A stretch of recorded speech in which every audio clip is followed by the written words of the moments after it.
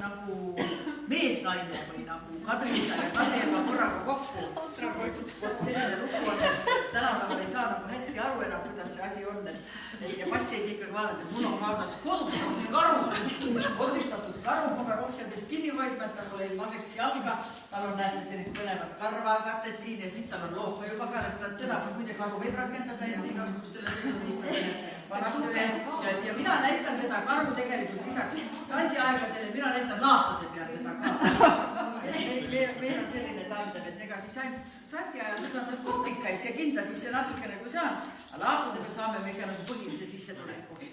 Ja siis see karu ei lähe meil kvoodi alla, seda me maha ei tohi keegi lasta, tema on ka juba õige vana ja ega tema, ta rõõsa meil rahulikult, siiski peab põhjadest hoidma, sellepärast, et muidu tema lahti pääseb, siis tema hakkab uljusi tegema. Ja siis peres meie muidugi vahepeal võtame tal looga ära, ka tal kuuldavasti oligi vähe õlaliigese põletik ja siis ta laseb rahva alt läbi ronida isadel ja emadel ja eriti emadel, kui on paksemat sorti, siis vaata, kuidas hakkama saavad, et paneme dieedi peale.